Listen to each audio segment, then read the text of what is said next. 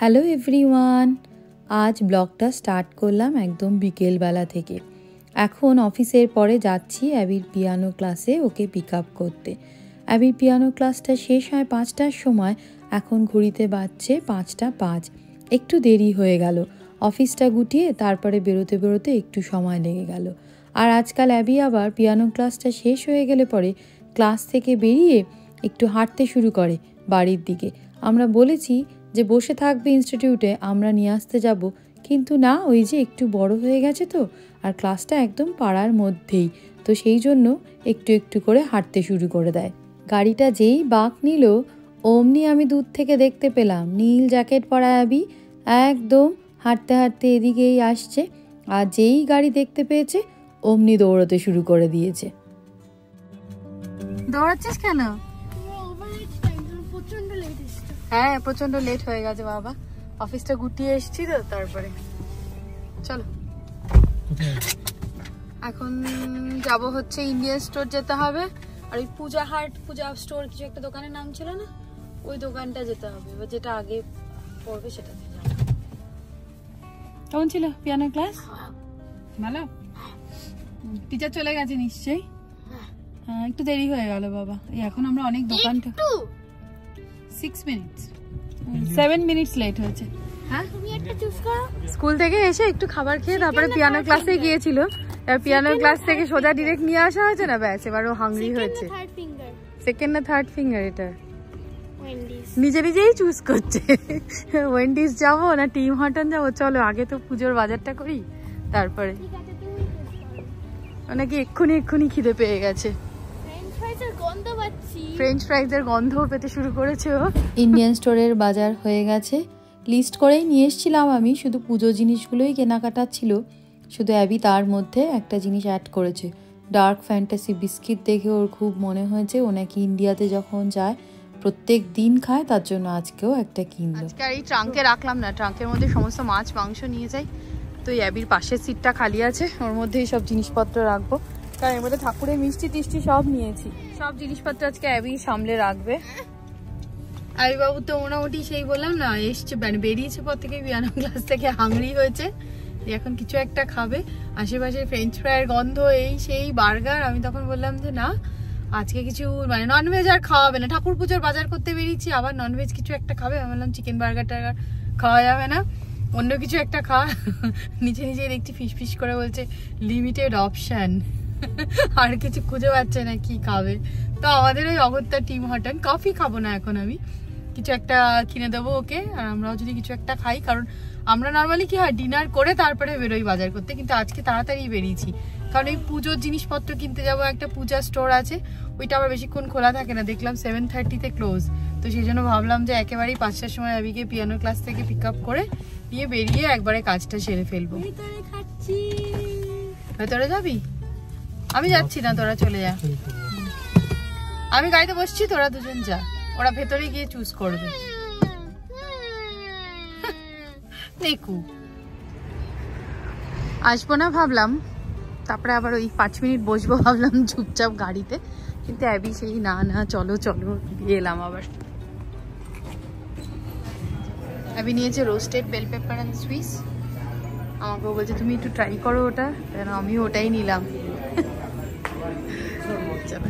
বিকেলবেলাতে dinner করে যদি না বেরোই, যেই বেরিয়েছি অফিস করে, তখন তো সবার খিদে পেয়েছে, তাহলে এরকম উল্টোপাল্টা খাবার দাবার সব খাওয়া হয়ে যায়। এখন যাচ্ছি পুজো জিনিসপত্র কিনতে একটা শপে, আমরা যেটাকে দর্শকর্মা ভাণ্ডার বলি। আজ থেকে বেশ কয়েক বছর আগে যখন আমাদের বাড়িতে গৃহপ্রবেশ হয়েছিল, তখন কিন্তু আমাদের সিটিতে বা তার আশেপাশের সিটিতেও একটাও এরকম পুজোর জন্য শপ ছিল না। আমাদের তখন যেতে হয়েছিল ওই এখান থেকে প্রায় 100 কিলোমিটার দূরে ব্র্যাম্পটন বলে একটা জায়গায়, সেখানেই ছিল পুজোর শপ, সেখান থেকে সব জিনিসপত্র কিনে নিয়ে এসেছিলাম। তবে গত বছর এই শপটা মোস্ট প্রবাবলি ওপেন হয়েছে, তখন একবার এসেছিলাম, কিন্তু তখনও অবধি সাজিয়ে গুছিয়ে উঠতে পারিনি, তাই খুব বেশি কালেকশন ছিল না তখন। তবে এখন সবাই বলে যে এখানেই সব কিছু পাওয়া যায়। আমি আজকে এসেছি তুলসী পাতা, বেল পাতা, ফুল, তারপরে চন্দন, এরকম একটু টুকটাক লিস্ট বানিয়ে নিয়ে এসেছি, সেগুলোই কেনাকাটা করব। কিন্তু এখানে এসে দেখলাম এই হচ্ছে এখনকার মতো অ্যাভেলেবেল তুলসী পাতা। কাল দুপুরের আগে ফ্রেশ তুলসী পাতা পাওয়া যাবে না। এখানে এসে দেখলাম ঠাকুরকে বসানোর জন্য এরকম বেশ সুন্দর সুন্দর টুল বা ওই সিংহাসন মতন রয়েছে। একটা কিনবো ভাবছি, 3টে ডিফারেন্ট সাইজের আছে, তো এটা একটু বেশি বড় আর মাঝারি যে সাইজটা আছে সেটা মনে হচ্ছে আমাদের বাড়ির জন্য ঠিকঠাক হবে। আর একদম এর থেকে একটা ছোট সাইজও আছে, কালারও আবার ডিফারেন্ট রয়েছে। মাঝারি সাইজের যেটা সেটা দাম হচ্ছে $38, মানে ওই 2200-2300 টাকার মতন পড়বে। আর আরেকটু বড় যেটা রয়েছে সেটা হচ্ছে $43। আর একদম ছোট সাইজের যেটা আছে সেটা বলছে $24 বা $25 মতন। সবগুলো দেখার পর ঠিক করলাম যে আমরা এই এক কালারের যেগুলো আছে সেগুলোই নেব, ইচ্ছে মতো তাহলে ডেকোরেশন করতে পারবো। দাম অবশ্য এই কালারফুলগুলোর আর এক কালারগুলো সেমই আছে, শুধু সাইজের জন্য দামটা ডিফারেন্স হচ্ছে। এখানে বিভিন্ন দেবদেবীদের মূর্তিও রয়েছে। ইন্ডিয়াতে তো এক একটা রাজ্যে এক এক রকমের পুজো সেলিব্রেশন হয়, আর সমস্ত দেবদেবীদের মূর্তি এখানে রাখা আছে। এর মধ্যে দেখতে পেলাম ছোট্ট গোপালের মূর্তিও রয়েছে, পাশে হনুমানজিও রাখা আছে। আর মোটামুটি ঘর ডেকোরেশন করার জন্য, মানে পুজোর ঘর ডেকোরেশন করার জন্য খুব সুন্দর সুন্দর জিনিসপত্র পাওয়া যায়। আর এগুলো লাস্ট বার আমি তো গড়িয়াহাট থেকে নিয়ে এসেছি। এগুলোর এক একটা দাম বলছে এই $19 মতন, মানে ওই 1000-1200 টাকার মতন দাম। গড়িয়াহাট থেকে মোটামুটি 400-500 টাকাতেই পাওয়া যাবে। এর থেকে একটু ছোট সাইজ যেগুলো, সেগুলো তো 150-200 টাকা করে আমি নিয়ে এসেছি 2-3টে কালারের। তবে দোকানটাতে পুজোর জিনিসপত্র সবই আছে। পুজোর জন্য মাটির বাসন দরকার হলে তাও এখানে রাখা আছে। গঙ্গা জল আছে, গঙ্গা জল অবশ্য আমাদের কেনা আছে বাড়িতে একটা বড় বটল। ঠিক তুলসী পাতার মতন দেখতে বেলপাতাও পাওয়া গেছে। সবেরই একই অবস্থা, বলছে কালকের আগে কোনো কিছুই ভালো পাওয়া যাবে না। আর এগুলো হচ্ছে শাক। জিজ্ঞেস করলাম এগুলোর দাম কত, যেগুলো বাজানো যায় সেই শাকগুলো বলছে $50 করে দাম। আমি অবশ্য জানি না ইন্ডিয়াতে কীরকম দাম, আইডিয়া নেই। গিফট পেয়েছি, নিয়ে চলে এসেছি। এটা $50 দাম এখানে, মানে ওই 3000 টাকার মতন করে পড়বে। ঠাকুরকে আরতি করারও জিনিসপত্র এখানে রয়েছে। আর এই সিংহাসনগুলো দেখে আমার এত ভালো লেগেছে, কাঠের তৈরি সিংহাসন, ছোট বড় মাঝারি বিভিন্ন রকমের সাইজের রয়েছে। ওই যে বড় সিংহাসনটা, ওটার দাম হচ্ছে $600, মানে ওই 36,000-37,000 টাকার মতন পড়বে। গোপালের জামাও রয়েছে, এত ঠাকুরের মূর্তি রয়েছে, সব ঠাকুরের জন্য জামাও রাখা আছে। কি মিষ্টি দেখতে জামাগুলো। এদিকটাতেও দেখলাম আরও বেশ কয়েকটা সিংহাসন রাখা আছে। ঠাকুরের পুজোর জন্য পেতলের থালা, গ্লাস, বাটি সবই রাখা আছে। আর ওই তামার যেটা কপার কালারের সেইটারও রাখা আছে, অনেক রকমের ভ্যারাইটি। আমাদের গৃহপ্রবেশের সময় ঠাকুরমশাই আমাদেরকে লিস্ট দিয়ে দিয়েছিলেন, আর তার সাথে বলেও দিয়েছিলেন কোন স্টোরে গেলে সমস্ত পাওয়া যাবে। আর সেখানে গিয়ে আমরা যেই লিস্টটা দিলাম, ওরা একদম জানাই আছে, লিস্ট করে সমস্ত জিনিসপত্র আমাদের হাতে ধরিয়ে দিল কয়েক মিনিটের মধ্যেই। বাড়ির কাছে এরকম একটা পুজো স্টোর হয়ে ভালোই হলো। এখানে হলুদ, সুপুরি, পঞ্চশস্য, পুজোর জন্য যা যা সামগ্রী সবই রাখা আছে। আমি একটু চন্দনের গুঁড়োও নিলাম, কিন্তু দেখলাম এখানে চন্দন পাটা রয়েছে, মানে যেটার মধ্যে করে চন্দনটাকে বাটা হয় সেটাও রয়েছে, আর পাশেই রাখা আছে চন্দন কাঠও।